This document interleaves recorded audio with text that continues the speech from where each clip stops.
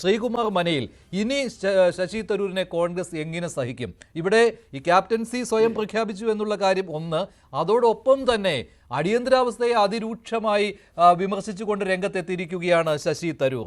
കോൺഗ്രസിൽ പലപ്പോഴും അത്തരത്തിലുള്ള വിമർശനങ്ങളൊക്കെ അടിയന്തരാവസ്ഥയ്ക്കെതിരെ ഉണ്ടായിട്ടുണ്ട് എങ്കിൽ പോലും കോൺഗ്രസിന്റെ നിലപാട് ഇന്ദിരാഗാന്ധിക്കൊപ്പം തന്നെയാണ്. അവിടെയാണ് ഇന്ദിരാഗാന്ധിയെ വിമർശിച്ചുകൊണ്ടുള്ള ശശി തരൂരിൻ്റെ ലേഖനം. അതുമാത്രമല്ല, അതിൽ ഇപ്പോഴത്തെ ഇന്ത്യയെക്കുറിച്ചുള്ള വർണ്ണനകളിൽ കേന്ദ്ര സർക്കാരിനുള്ള പുകഴ്ത്തലും ഉൾപ്പെട്ടിട്ടുണ്ട്. എങ്ങനെ കാണുന്നു താങ്കൾ?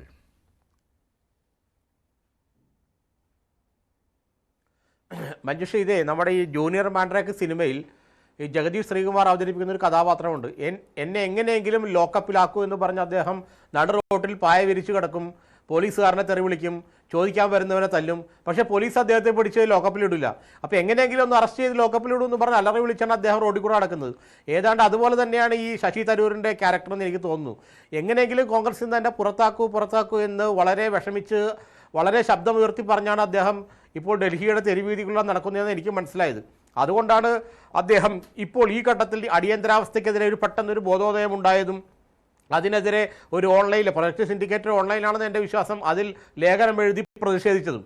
കാരണം 75-77 കാലഘട്ടത്തിൽ നടന്ന അതിനു മുമ്പ് അദ്ദേഹം എനിക്ക് തോന്നുന്നത് ഇന്ദിരാഗാന്ധിക്കെതിരെയും അടിയന്തരാവസ്ഥക്കെതിരെയും മുൻപ് അദ്ദേഹം കോൺഗ്രസിൽ വരുന്നതിന് മുമ്പ് എഴുതിയ പുസ്തകങ്ങളിലൂടെ പ്രതികരിച്ചിട്ടുള്ളതായിട്ട് എനിക്കറിയാം. പക്ഷേ 2009 ശേഷം അങ്ങനെ ഒരു പ്രതികരണം ഉണ്ടാകുന്നത് ആദ്യമായിട്ടാണ്. അപ്പോൾ അദ്ദേഹത്തിന് പെട്ടെന്ന് എന്തെങ്കിലും ഒരു ഭൂതോദയം ഉണ്ടായിട്ടുണ്ടാകാം, അല്ലെങ്കിൽ എന്നെ എങ്ങനെയെങ്കിലും കോൺഗ്രസിൽ നിന്ന് പുറത്താക്കും, ഇനി ഞാൻ ഇന്ദിരാഗാന്ധിയെ വരെ തെറി വിളിച്ചില്ലേ, സഞ്ജയ് ഗാന്ധിയെ തെറി വിളിച്ചില്ലേ, ഇനിയെങ്കിലും നിങ്ങൾക്ക് എന്നെ കോൺഗ്രസിൽ നിന്ന് പുറത്താക്കിക്കൂടെ എന്ന് ചോദിക്കുകയാണ് അദ്ദേഹം ഇതിലൂടെ എന്നാണ് എനിക്ക് മനസ്സിലായത്. ഇതിലൊരു മറ്റൊരു കാരണം കൂടെ എന്ന് വെച്ചാൽ തരൂരിനെ സംബന്ധിച്ചിടത്തോളം മല്ലികാർജ്ജുന ഖാർഗെക്കെതിരെ തെരഞ്ഞെടുപ്പിന് നിന്നതോടെ തന്നെ അദ്ദേഹം നെഹ്റു കുടുംബത്തിൻ്റെ ഗുഡ് ബുക്കിൽ നിന്ന് പുറത്തായി.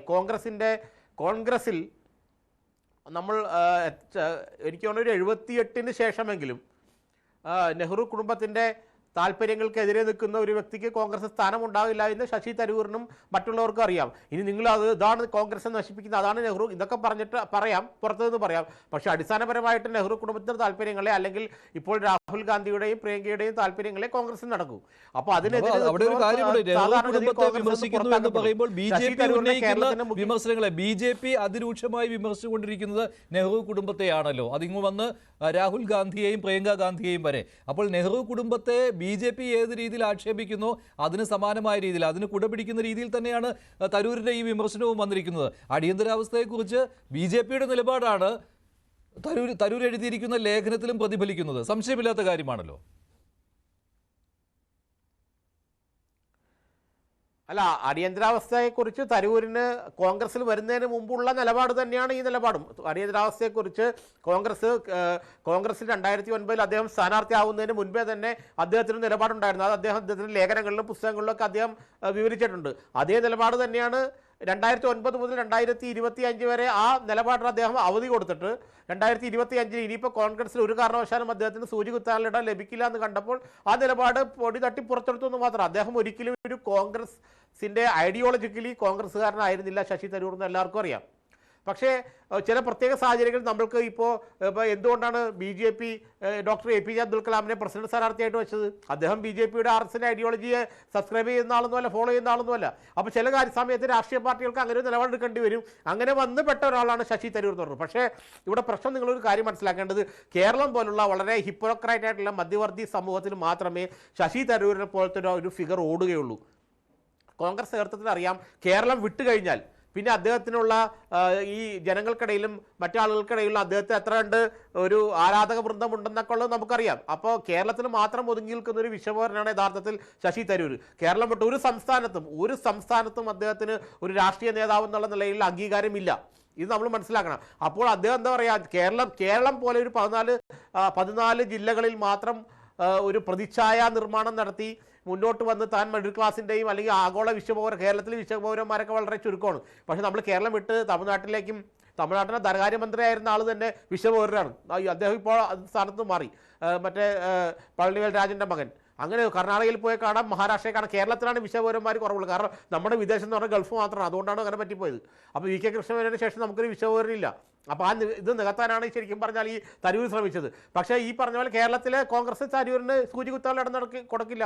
അപ്പോൾ കോൺഗ്രസിൽ നിന്ന് പുറത്തു പോവുക. പക്ഷേ പുറത്താക്കപ്പെടാനാണ് തരൂർ ആഗ്രഹിക്കുന്നത്. പുറത്താക്കപ്പെടുന്നതിൽ ഒരു രാഷ്ട്രീയമുണ്ട് എന്ന് തരൂർ നന്നായി അറിയാം. എന്നാൽ കോൺഗ്രസ് ആകട്ടെ ഒരു കാരണവശാലും ഞങ്ങൾ തരൂരിനെ പുറത്താക്കില്ല, ഇയാൾ എവിടം വരെ പോകുന്നു നോക്കട്ടെ എന്ന് കോൺഗ്രസ് ചേർന്ന് നോക്കുന്നു. അത്തരത്തിലുള്ള ഒരു കോൺഗ്രസിലുള്ള നിരന്തരമായ ആശയക്കുഴപ്പം ഉണ്ടാക്കുക എന്നുള്ള ദൗത്യം BJP-യിൽ നിന്ന് അദ്ദേഹം സ്വീകരിച്ചു വന്ന് നിരന്തരമായിട്ടുള്ള ആശയക്കുഴപ്പം ഉണ്ടാക്കുന്നു. ഈ സർവേ വന്ന വഴിയെക്കുറിച്ച് താങ്കൾക്ക് എങ്ങനെയാണ് തോന്നുന്നത്? സർവേ ശശി തരൂരിനെ മുഖ്യമന്ത്രിയായിട്ട് കൂടുതൽ ആളുകളും പ്രൊജക്റ്റ് ചെയ്യുന്നു, ജനങ്ങൾ ആഗ്രഹിക്കുന്നു എന്നാണല്ലോ ഈ സർവേയുടെ വിവരങ്ങൾ. വോട്ട് വൈബ് എന്നുള്ള ഏജൻസി നടത്തിയിരിക്കുന്ന ഈ സർവേയിൽ പറയുന്നത്. ഒരിക്കലും കോൺഗ്രസിന് അംഗീകരിക്കാൻ കഴിയില്ല. പക്ഷേ അതേ സർവേയിൽ തന്നെ UDF അധികാരത്തിൽ വരുമെന്നാണ് പറഞ്ഞിരിക്കുന്നത്. അത് കോൺഗ്രസിന് തള്ളിപ്പറയേണ്ടി വന്നു, ഈ തരൂർ എന്നുള്ള ഒറ്റ ഘടകം അതിനകത്തുള്ളത് കൊണ്ട്. അപ്പോൾ തരൂരിന് വേണ്ടി നടത്തിയ ഒരു സർവേ, അത് തരൂർ റീട്വീറ്റ് ചെയ്യുന്നു. അതായത് അംഗീകരിക്കുന്നതിന് തുല്യമാണല്ലോ, അത് അംഗീകരിക്കുകയാണല്ലോ. അത് ഞാനാണ് ക്യാപ്റ്റൻ എന്ന് തരൂർ സ്വയം പ്രഖ്യാപിക്കുകയാണല്ലോ ചെയ്തിരിക്കുന്നത് ഈ സർവേയിലൂടെ. അതെ, കാരണം തരൂരിന് വേണ്ടി തരൂർ നടത്തുന്ന തരൂരിൻ്റെ സർവേയിൽ പിന്നെ തരൂരില്ലാതെ വേറെ ആരാണ് മുഖ്യമന്ത്രി സ്ഥാനത്തേക്ക് എന്താ പറയുക കൂടുതൽ വോട്ട് നേടി വരിക? തരൂരിന് വേണ്ടി അദ്ദേഹം തന്നെ നടത്തിയ സർവേയിൽ അദ്ദേഹത്തിനല്ലേ പ്രൊജക്റ്റ് ചെയ്യുള്ളൂ, അദ്ദേഹമല്ലേ പ്രൊജക്റ്റ് ചെയ്യപ്പെടുള്ളൂ. എനിക്ക് മനസ്സിലായത്, എനിക്ക് കിട്ടിയ വിവരം അനുസരിച്ച് ഈ വോട്ട് വൈബ് എന്ന് പറഞ്ഞ കമ്പനി രജിസ്റ്റർ ചെയ്ത് തന്നെ 2/3/2025 അത് ശശി തരൂരിൻ്റെ ശശിതരൂർ.in എന്ന കമ്പനി രജിസ്റ്റർ ചെയ്ത അതേ ഡൊമൈനിൽ അതേ കമ്പനി തന്നെയാണ് രജിസ്റ്റർ ചെയ്യുന്നതൊക്കെ എനിക്ക് മനസ്സിലാക്കാൻ കഴിഞ്ഞത് എൻ്റെ പരിമിതമായ അന്വേഷണത്തിൽ. അപ്പോൾ ഞാൻ ആ കമ്പനിയുടെ കാര്യങ്ങളിലേക്കൊന്നും കിടക്കുന്നതല്ല. പക്ഷേ ഇങ്ങനെയൊരു സർവേ എൻ്റെ മഞ്ജുഷ, ഈ ഓൺലൈൻ മീഡിയയുടെ കാലത്ത് സർവേ നടത്തുക എന്ന് പറഞ്ഞാൽ ഒട്ടും ബുദ്ധിമുട്ടുള്ള കാര്യമല്ല. ഈ സാമ്പിൾ എവിടെ നിന്ന് ശേഖരിച്ചു, എവിടെയാണ് നമ്മൾ സർവേ നടത്തിയെന്ന് ആരോടും പറയേണ്ട ആവശ്യമില്ല.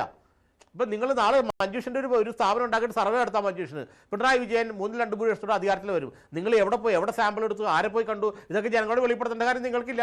അതുപോലൊരു സർവേയാണ് ഇത് ഈ നടന്നത്. അതുകൊണ്ടാണ് UDF തള്ളിക്കളഞ്ഞത്.